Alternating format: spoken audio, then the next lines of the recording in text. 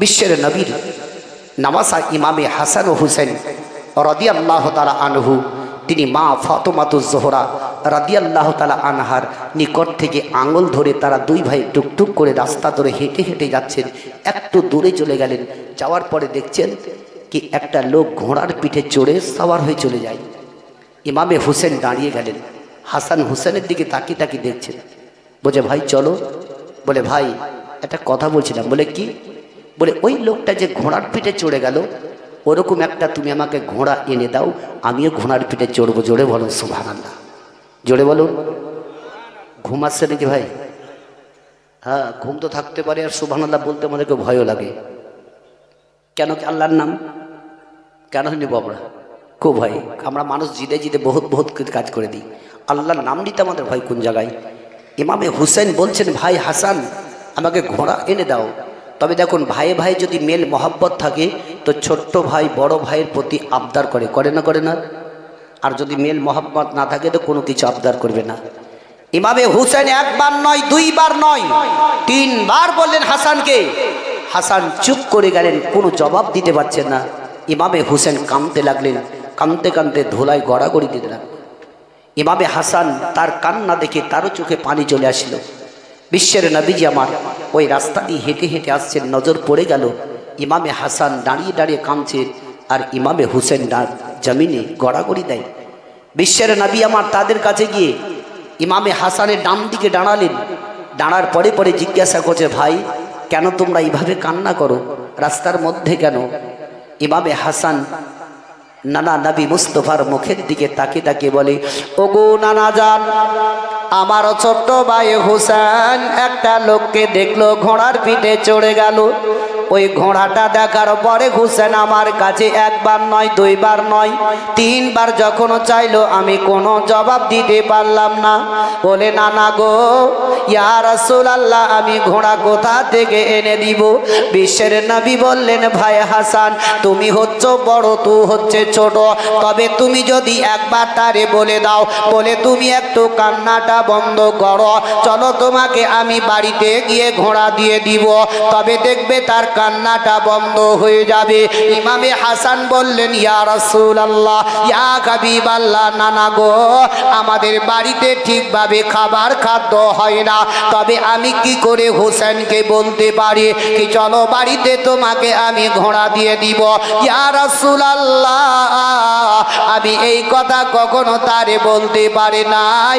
নবী মুস্তাফা আমার বললেন ভাই হাসান আমি নবী মুস্তাফা আমি রহমাতুল লিল আলামিন বলতেছি, যাও যাও হোসেনকে বলে দাও, বলে চলো চলো তোমাকে বাড়িতে আমি ঘোড়া দিব, তোমাদের জন্য বাড়িতে ঘোড়া রেডি হয়ে আছে।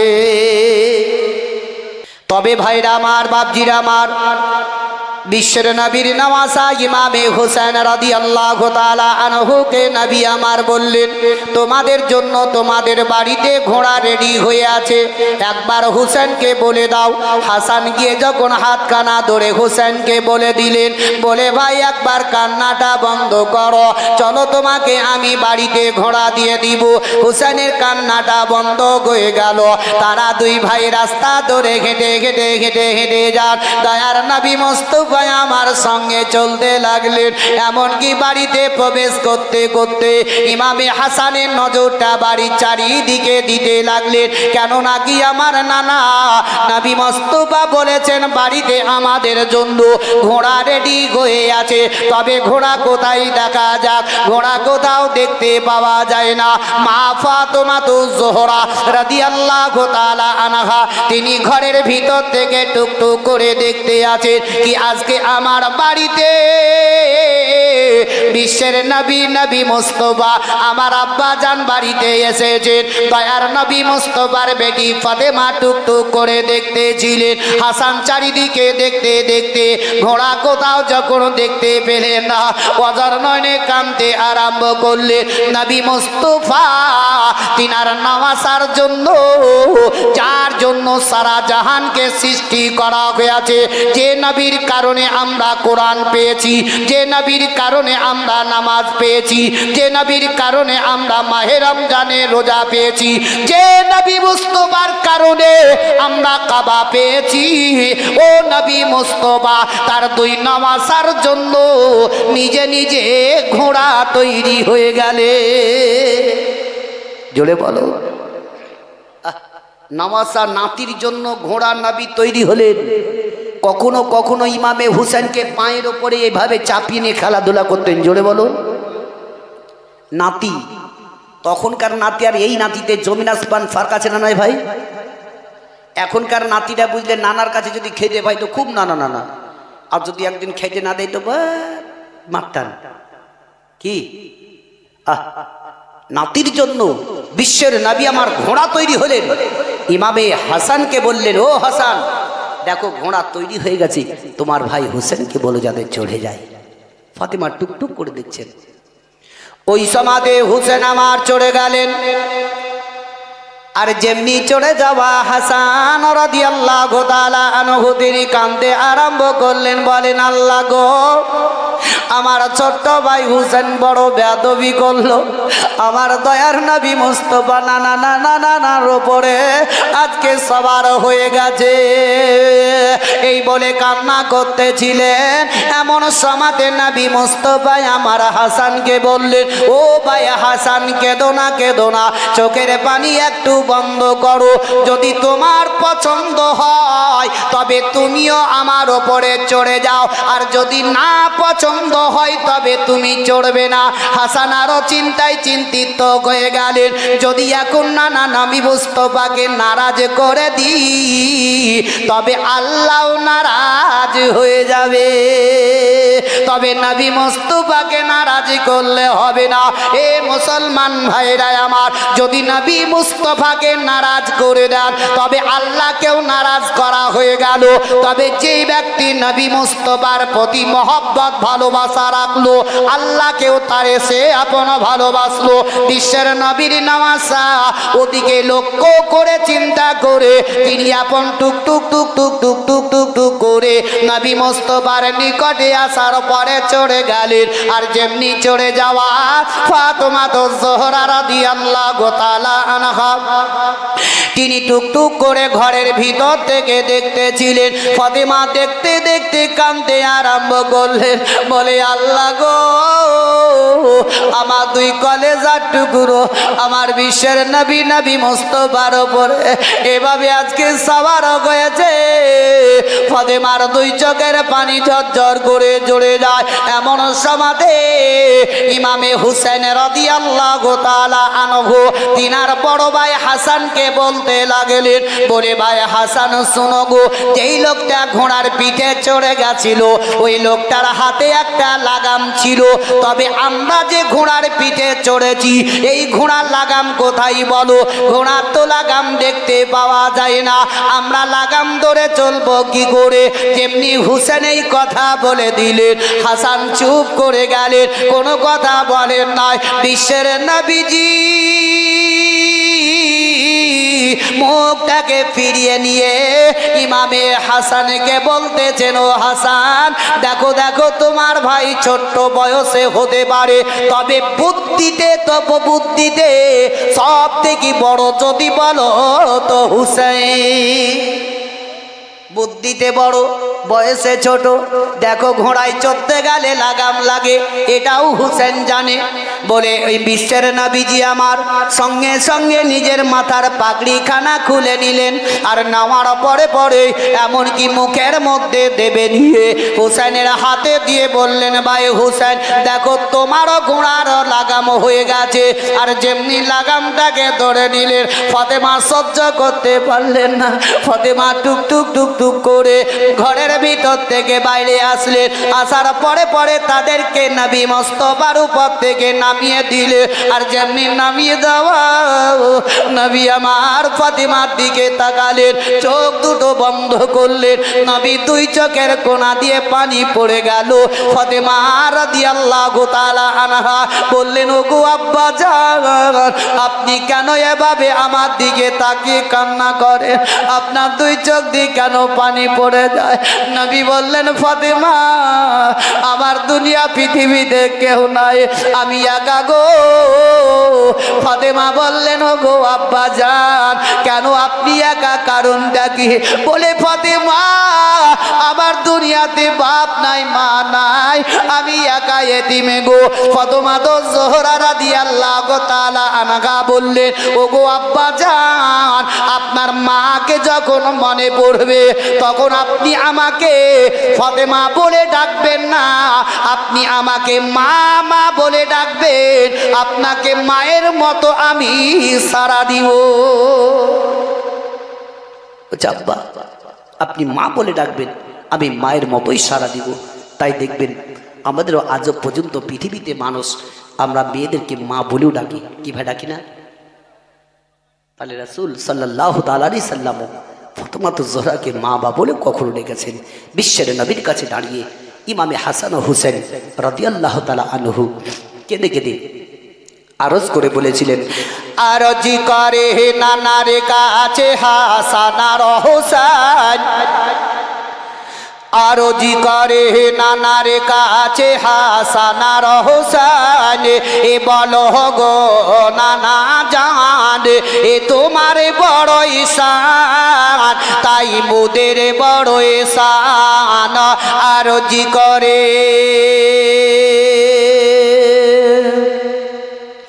পিতা যাহার আবদুল্লাহ, ও গো পিতা যাহার আবদুল্লাহ, মাতা আমিনা জননী,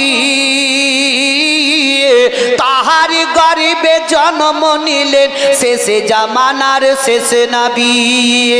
কার ইশারায় টুকরা হয় গো, কার ইশারায় টুকরা হয় গো আসমানে রয়ে চাঁদ, বলো গো নানা জান, এ তোমার বড় ঈশান, তাই মোদের বড় ঈশান।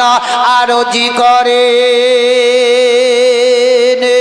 পিতা যাহার শেরে খোদা, ও গো পিতা যাহার শেরে খোদা, মাতা ফাতেমা জননী, পিতা জাগার কমলিওয়ালা, সে তো জন্নাতে রানী। বুড়াকে চেপে দুলহা সেজে, বুড়াকে চেপে দুলহা সেজে, কে যাই রে খোদার কাছে, বলো গো নানা জান, এ তোমার বড় ঈশান, তাই মোদের বড় ঈশান। আরজি করে নবী আমার হেসে বলেন, ও গো নবী আমার হেসে বলেন, দুই ইমামের কাছে তোমাদের মতো ভাগ্যবান কে আছে আর জগতে? তোমাদের হাসিতে দুনিয়া হাসে, তোমাদের হাসিতে দুনিয়া হাসে, কাঁদিলে কাঁদিবে দোজাহান, বলো গো নানা জান, এ তোমার বড় ঈশান, তাই মোদের বড় ঈশান। আরজি করে আল্লাহুম্মা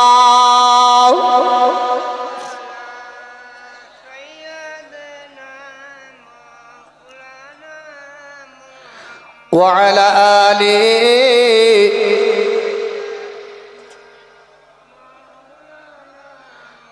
সাল্লাল্লাহু তাআলা আলাইহি ওয়াসাল্লাম। মুহতারাম মুআজ্জাজ সামাঈন ইকরাম, বাবা জীবনের আমার এ দরুদ সম্বন্ধে বহুত কিছু আলোচনা শুনেছেন, কিন্তু আমরা দরুদ পড়ছি খুব খুব কাঞ্চুসি করে। আমরা জানি কি লোক টাকা পয়সা দিয়ে কাঞ্চুসি হয়, কিন্তু আমরা আজকাল বর্তমানে দরুদ ও যে কোনো জিনিসটা আমরা খুব কাঞ্চুসি। ভাই এতটি লোক আছেন যদি জোরে জোরে নবীর প্রতি মহব্বত রেখে যদি আমরা দরুদ পড়ি তো বিশাল আওয়াজ হবে না ভাই? কিন্তু আমাদের আওয়াজ খুলছে না। আর যদিও কেউ যদি এখনও খেতে বাকি আছেন অবশ্যই যেতে পারেন, তো পেটটাকে শান্তি করুন।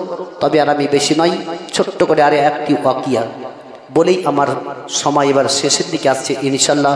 আমার পরে পরেই সুবিখ্যাত উনিও জীবনী বক্তা আসছেন, ওনার মুখ থেকেও হাদিস ও কোরআনের আলোচনা জীবনী কাহিনী শুনতে পাবেন। যে কাঞ্চুস আমরা টাকা পয়সা দিই, কিন্তু দরুদ দিয়েও আমরা কাঞ্চুসি। যেমন একটা কাঞ্চুস কৃপিন, বহুত কৃপিন ছিল, কখনো কাউকে দান খায়রাত করেনি। এত ধান দৌলত টাকা পয়সা আল্লাহ দিয়েছে, কিন্তু বহুত কৃপিন, কখনো মসজিদ মাদ্রাসা গরিব মিসকিনকে কোনোদিন দান করেনি। আর এমন সময়তেই তার দরজাতে একটা সওয়ালি এসে হাজির হলো। কোরআন বলেছি ও আম্মা সাইলা ফালা তানহার, যদি তোমার নিকটে কোনো সাইল আসে তারে কখনো খালি ফিরাবে না। এই সাইলটা যখন বুঝলেন, সওয়াল করলো, চট করে দরজাটা খুললে দেখছে তো একটা ভিখারি দাঁড়িয়ে আছে, কিন্তু মেয়েটি বলছে বাবা কি বলো। ওই সমাজে আপন বাবা ভিখারিটা বলল, সওয়ালি বলল, ওগো মা, আমি একদিন নয়, 2 দিন নয়, কয়েকদিন ধরে বনাগারে আছি। যদি কিছু খাবার খাদ্য থাকে আল্লাহর হস্তে তুমি আমার দিয়ে যাবে। ওই মেয়েটি বাবা চট করে বাড়ির ভেতরে চলে গেল। 2 খানা রুটি নামাসার পরে সওয়ালিকে আপন দিয়ে দিল। সওয়ালি নামার পরে আল্লাহর দরবারে দোয়া করতে লাগলো, বলে আল্লাহ গো, এই মেয়েটি আমার 2 খানা রুটি দান করেছে আল্লাহ, তবে মেয়েটি যদি কোনোদিন বিপদের মধ্যে পড়ে যায় আল্লাহ তুমি দানের ওসিলা দে তাকে তুমি রক্ষা করিও। এই বলে আপন দোয়া করে আপন সওয়ালি চলে গেল। এদিকে ওই মেয়েটির আব্বা ঘরের ভিতর থেকে বাইরে আসার পরে তার মেয়েটিকে বলল, বেটিরে বলো, ওই লোকটা তোমার সঙ্গে এমন কি আলাপ আলোচনা করতেছিল, এমন কি তোমার সঙ্গে কথাবার্তা বলতেছিল বলো। মেয়েটি বলল, আব্বা গো, ওই লোকটা 1 দিন নয়, 2 দিন নয়, কয়েকদিন ধরে অনাহারে ছিল, তাই আমার নিকটে যখন খাবার খাদ্য চাইল গো আব্বা, তবে তুমি আমাকে 2 খানা রুটি দিয়েছিলে খাওয়ার জন্য। ওই 2টা রুটি আমি নিজে না খেয়ে ওই সওয়ালিকে আপন দান করে দিয়েছি। যেমনি বাবা মেয়েটি বলল, আল্লাহ বলেছেন ওয়া আম্মা সাইলা ফালা তানহার, তোমরা কোনো সওয়ালিকে খালি ফিরাবে না। আল্লাহ বলেছেন বান্দারে, আমি সওয়ালি যদি আমার নিকটে দোয়া করে আমি সওয়ালির দোয়াকে কবুল করব, মুসাফিরের দোয়া আমি আল্লাহ কবুল করব। কোরআন এটাও সাবিত করেছে, যেমন কি মা বাপের প্রতি ছেলেদের জান্নাত বাবা। কোরআন বলছে ওয়াবিল ওয়ালিদাইনা ইহসানা, তোমরা মা বাপের প্রতি ইহসানি করো, মা বাপের পদতলে জান্নাত আছে। মা যেটা দোয়া দিবে আল্লাহর দরবারে কারেন্টের আগে কবুল হয়ে যাবে। এখনো সওয়ালিকে যেমনি দিল, এমন সমাজে তার আব্বা ঘরের ভিতর থেকে গিয়ে একটা হিসা নামাসার পরে তার মেয়েটির হাতখানাকে কেটে দিল। কেন নাকি ওই মিসকিন ভিখারিকে রুটি দান করার অতি ফলে মেয়েটি বাবা কাঁদতে লেগে গেল। মেয়েটি কাটা হাতটাকে ধরে নিয়ে আল্লাহ দরবারে বলে, আল্লাহ গো, এটাই তুমি আমার ভাগ্যে লিখেছিলে, এটাই তুমি আমার নসিবে দিয়েছিলে। ও গো আল্লাহ, ওই ভিখারিকে রুটি দান করার অতি ফলে তুমি আমার আব্বা আমার হাতটা কেটে নিল। তবে আল্লাহ গো, আমি এই বাড়িতে আর থাকবো না, কৃপণতা বাপের বাড়িতে আর বসবাস করব না। আমার চোখ দুটো যেদিকেই চলে যাবে আমি সেদিকেই বাড়ি থেকে বেরিয়ে চলে যাব। মেয়েটি একটি কাপড় নামার পরে হাতখানাকে লিপটে ঢেকে নিয়ে কাঁদতে কাঁদতে রাস্তা ধরে চলতে আরম্ভ করে দিল। ওই মেয়েটি রাস্তা ধরে চলে যায়। বহু দূর যাওয়ার পরে একটি গাছের তলায় বসে বসে কান্না করে। মেয়েটির চোখের পানি ঝরঝর করে ঝরে যায়, একা একা কান্না করতেছিল। এমন সময় দেখা গেল ওই রাস্তা দিয়ে একটা লোক হেঁটে হেঁটে আসতেছিল, কিন্তু মেয়েটির চেহারা আল্লাহ এত সুন্দর দিয়েছে, এত সুন্দর দিয়েছে। মেয়েটি একা গাছের তলাতে কান্না করতেছিল। ওই লোকটা যেমনি মেয়েটির নিকটে পৌঁছে গেল, মেয়েটিকে দেখার পরে লোকটা এখন চুপ করে দাঁড়িয়ে গেল। মেয়েটিকে দেখার পরে লোকটা বলে, মা রে, তুমি একা একা গাছের তলাতে এইভাবে কেন তুমি কান্না করো? তোমার দুই চোখ দিয়ে কেন পানি ঘুরে ঘুরে যায়? একবার তুমি কান্না বন্ধ করো। মেয়েটি কোনো কথাবার্তা বলে না। দ্বিতীয়বারে বলল, মা রে, এইভাবে আর কেঁদো না, তবে একবার বলো না কেন কেন তুমি এইভাবে কান্না করো? মেয়েটি কাপড়ে হাত কানা ঢেকে নিয়ে তবু কাউকে দেখায় না, কোনো কথাবার্তা বলে না। দ্বিতীয়বারে বলল, মা রে, তবে তোমার বিবাহ হয়েছে কি বলো? মেয়েটি বলল, না না, আমার বিয়ে হয়নি। ওই লোকটা বলল, যদি বিয়ে না হয়েছে তবে তুমি আমার সঙ্গে আমার বাড়িতে চলো। লোকটা চললো আগে আগে, মেয়েটি চললো তার পিছনে পিছনে। কাঁদতে কাঁদতে চলে যায়, পানির চোখের পানি গড়ে গড়ে গড়ে গড়ে বুকের কাপড় পর্যন্ত ভিজে গেল। মেয়েটি বাবা কাঁদতে কাঁদতে তার বাড়ি পর্যন্ত যখন পৌঁছে গেল, ওই সমাজে এমনকি একটি নিরালা জায়গাতে বসতে দিয়ে দিল। কিন্তু লোকটার একটাই ইরাদা ছিল, তার একটা পুত্র সন্তান বাড়িতে ছিল, কিন্তু মনে মনে ইরাদা করেছিল, যদি আমি একটা মেয়ে সুন্দর পাই, ওই মেয়েটির সঙ্গে আমার ছেলের বিবাহ দিব, তবে আমি এক পয়সাও পণ নিব না, বিনা পণে আমার ছেলের বিয়ে দিব। তবে আল্লাহ গো, তুমি আজকে আমার মনের আশা পূর্ণ করে দিলে। সৌন্দর্য চেহারা মেয়ে পেয়ে গেছে, তবে আমি এক টাকাও নিব না, আমার ছেলের সঙ্গে মেয়েটির আমি বিবাহ দিব। ওই ছেলেটির সঙ্গে মেয়েটির বিবাহ দেওয়া হলো।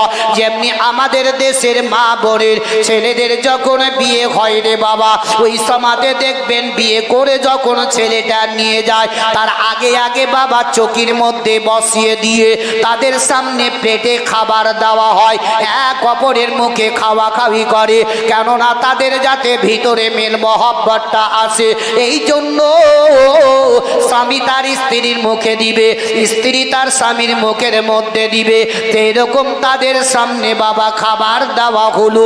তার স্বামী যখন তার স্ত্রী তার বিবির মুখের মধ্যে খাবার দিতে গেল, মেয়েটি কাঁদতেছে, চোখের পানি ঝরঝর করে ঝরে যায়। মেয়েটি কোনো কথাবার্তা বলে না, মেয়েটি মুখ কানা বন্ধ করে নিয়ে অন্তরে বলে, আল্লাহ গো, এখন আমি কি করে আমার স্বামীকে বাম হাতের মধ্যে খেতে দিব গো আল্লাহ। আল্লাহ তুমি আমার ভাগ্যে নসিবে এটাই লিখেছিলে, মিসকিনকে রুটি দান করার অতি ফলে আল্লাহ আমার আব্বা হাত কানা কেটে নিল। আল্লাহ গো, এখন আমি কি বলে জবাব দিব, কি বলে আমি তারে খেতে দিব? এমন সমাজে তার স্বামী বলতেছে, বিবি রে, আজ থেকে তুমি হচ্ছ আমার বিবি আর আমি হচ্ছি তুমি তোমার স্বামী। তবে তোমার মনের মধ্যে যদি কোনো ইরাদা থাকে, তোমার মনের মধ্যে যদি কোনো কষ্ট থাকে রে বিবি, একবার তুমি আমার খুলে বলো, আমি তোমার যদি পারি তো বিপদ থেকে রক্ষা করব, উদ্ধার করে দিব রে। তবু মেয়েটি কোনো কথা বলে না, কেঁদে যায় কেঁদে যায়। এমন সমাতে গাইবি আওয়াজ দিল, বলে বান্দিরে, এভাবে আর কেঁদো না, চোখের পানি একবার বন্ধ করো, তবে কাপড়ের ভিতর থেকে বিসমিল্লাহ বলে বের করো। আমি আল্লাহ আগেকার মতো পুনরায় হাত দিয়ে দিব। আল্লাহ পারে না? পারে না? আল্লাহ সব কিছু পারে। এখন যদি মনে করে, ইচ্ছা করে, সমস্ত সব লোককে সেকেন্ডের মধ্যে শেষ করে পারবে না? আমরা সব জানছি, কিন্তু মানছি কোথায় বলো? কোথায় মানছি বলুন? একটু যদি আঙুল ঘুরাই তো শেষ। যেমনকে মাকড়সাতে জাল করে না করে না? মাকড়সা দেখবেন সামান্য একটা সুতো থেকেও পাতলা। এই মাকড়সা জাল যখন করে 4টা 5টা 10টা 20টা যদি মাকড়সা ওর উপরে হাঁটে তো তাদের জালটা ভাঙে? হ্যাঁ, ভাঙে না। আর মানুষ যদি এইভাবে আঙুলটা ঘুরিয়ে দেয় কি হবে? শেষ। আমরা যতই বড় বড় দালান পাকা বাড়ি ঘর তৈরি করি না কেন, হাজার হাজার লোক ছাদের উপরে যদি চড়িয়ে দেওয়া হয় ভাঙে? আল্লাহ যদি চাহে তো এমনি করলেই, তাহলে তো সবই তো বুঝছি ভাই, তাহলে মানছি কোথায় বলে?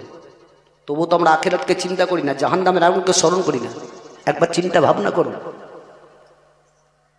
হিলিয়ে দিলেই শেষ, সেকেন্ডের আল্লাহ যা করবে তাই হয়। কিন্তু আমরা শুনছি, জানছি, মানছি না, এটাই আমাদের দুর্ভাগ্য। যেমনি মেয়েটি বিসমিল্লাহ বলে কাপড়ের ভিতর থেকে হাতটা বের করলো, আল্লাহ পুনরায় আবার হাত দিল। জোরে বলো সুবহানাল্লাহ। ওই সমাধে মেয়েটি আপন বাবা তার স্বামীর মুখে খাবার খাদ্য খাইয়ে দিল। আর ওই বাড়িতে একদিন নয়, 2 দিন নয়, কয়েকদিন ধরে বসবাস করার পরে হঠাৎ করে মেয়েটির দরজাতে আবার একজন সওয়ালি সওয়াল করলো। কানের মধ্যে যখন আওয়াজ চলে গেছে, ওই মেয়েটি বাবা তার বাড়িতে একটা লোক ছিল, তারে আপন বলল, দেখো আমার দরজাতে কোনো সওয়ালি এসেছে, ওই সওয়ালিকে একটা রুম দিয়ে দাও, ঘর দিয়ে দাও, একটু আরাম করতে বলো। আমি তার জন্য যত্ন করে রান্না করে নিয়ে গিয়ে আমি জি ভরে ওই ব্যক্তিকে সওয়ালিকে খাওয়াবো। যেমনি রুম দেওয়া গেল, ওই সওয়ালি বাবা আরাম করতেছিল, যত্ন করে খাবার রান্না করে নিয়ে এমনকি সওয়ালির কাছে, ওই ভিখারির কাছে মেয়েটি খাবার নিয়ে গেল। ভিখারির সম্মুখে খাবার তুলে দিল। ভিখারিকে বলতেছে, বাবা এ নাও তোমার জন্য খাবার নিয়ে এসেছি, তুমি জি ভরে খাও, তুমি যত খাবে আমি ততই দিব, তোমার জন্য যত্ন করে আমি রান্না করে নিয়ে এসেছি। আর যখনই বাবা এই কথা মেয়েটি বলল, ওই সওয়ালি আর খাবারে হাত দিল না। সওয়ালি কান্দে লেগে গেল। ভিখারি এত কান্না করে, এত কান্না করে, চোখের পানি গড়ে গড়ে গড়ে যায়। মেয়েটি বলল, বাবা কেন তুমি এভাবে কান্না করো? আগে তুমি খাবার খাদ্যটা খেয়ে নাও, আমি তোমার জন্য যত্ন করে রান্না করে নিয়ে এসেছি, কেন কান্না করো গো? ও সওয়ালি আপন বলল, মা রে তুমি কে একবার বলো না মা, তোমার আওয়াজটাই আমার জানা জানা লাগে, তোমার আওয়াজটাই আমার শোনা শোনা লাগে, তোমার আওয়াজটাই আমার নিকটবর্তী লাগে রে মা। তবে কে আছো তুমি একবার বলো না কেন? তোমার মুখের কাপড়টা একটু হটাও না কেন? যেমনি বাবা হটিয়ে দিল, আর হটিয়ে দেওয়া মাত্রই ওই মেয়েটির মুখের দিকে চাদরটা যেমনি পড়ে গেল, সঙ্গে সঙ্গে সওয়ালি বলল, মা রে আমি এমন কোনো ভিখারি নয়, ওরে মা আমি তোমার যে হাত কেটেছিলাম, ওই হাত কাটনেওয়ালা বাপ আজকে লোকের দাঁড়ে দাঁড়ে ভিখারি হয়ে গেছে। বলছে, বেটি আজ আমি দাঁড়ের ভিখারি, তবে তোমার হাত আমি কেটেছিলাম, তবে হাত তোমার পুনরায় হলো কি করে?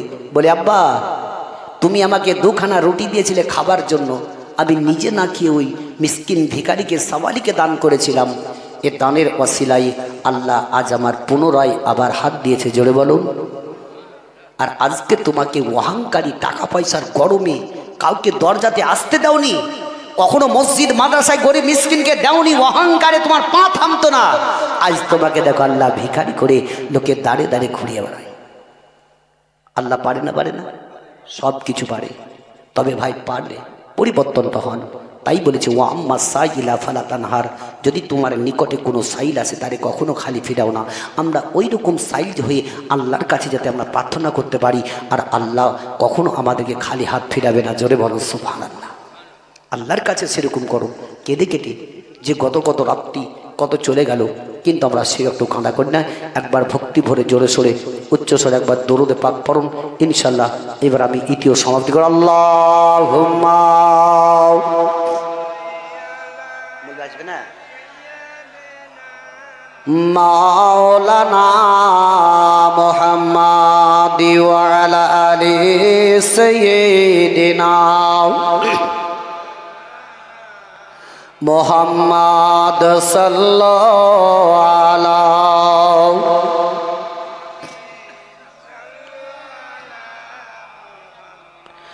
हरदम जबान से निकालो हरदम जबान से निकालो माई जे आमार छेड़े गेलो जनमे लागिया यार कारे डाकिबो आरे कारे डाकिबो मागो मा बोलिया माई जे आमार छेड़े गेलो जनमे लागिया यार कारे डाकिबो के खाय हाई रे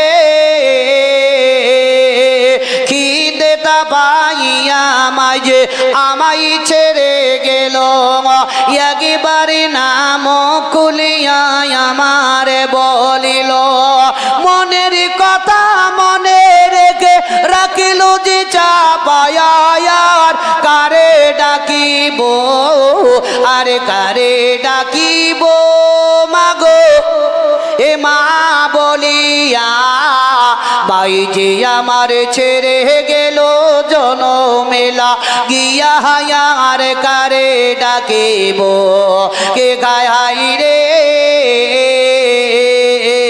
মাই যে আমার কত আপন বুঝাই কি করিয়া কান্দে পরানা আকুল হইয়া মায়ের লাগিয়া সেই মায়ের বলিয়া গিয়া কেমনে বাঁচিব আর কারে ডাকিব আরে কারে ডাকিব মাগো হে মা বলিয়া মাই যে আমার ছেড়ে গেল জনমেলা গিয়া আর কারে ডাকিব আল্লাহুম্মা সাল্লি আলা